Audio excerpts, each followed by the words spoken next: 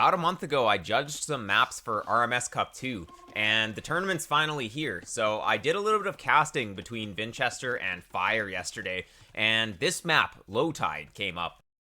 One of the features of this map is that there are piles of wood that have 1,000 wood in them. So instead of getting a wood line, you get this pile of wood. And you can see on this side, Vinchester's already walled it in a little bit.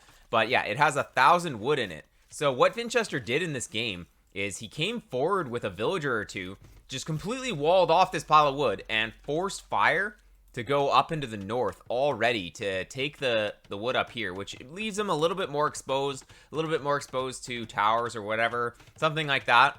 But the reason I loaded up this game and made this video is that Vinchester does something really intelligent with his woodcutters when he starts to run out of wood. Because what happens in this game is Fire, he goes for a little bit of counter pressure here. So both players playing as infantry civs, they're both playing infantry. So with the Goths, Fire comes forward with these men-at-arms, and what happens here is he kills a couple of villagers, he harasses, Vinchester, he's like, okay, well, yeah, I lost a few villagers, but the threat is gone.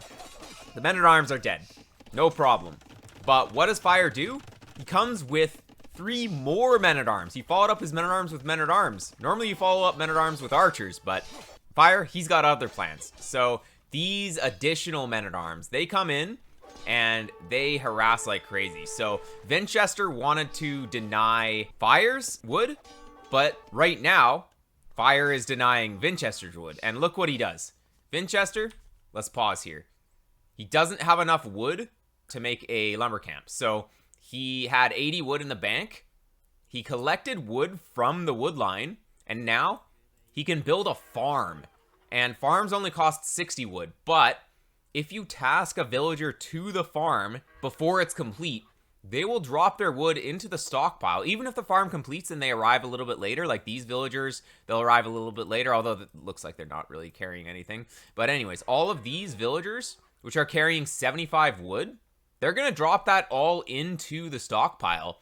And Vinchester is going to have enough wood for the lumber camp. Now, Vinchester is also bringing these villagers back, so he has a little bit of wood with these villagers. Actually, yeah, here, let's select them. He has 17 wood with these villagers. So 17 plus 75, that's going to be 92. And then 92, he would have had enough for it, but he wasn't 100% sure that he was going to have enough wood. So what he did, he built this farm, and we can go here. Take a look.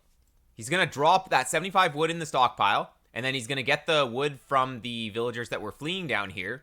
And now he has enough for the lumber camp, and he's going to go for the lumber camp.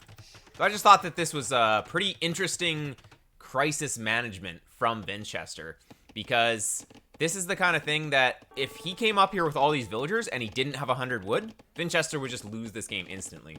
So yeah, amazing play from Vinchester here.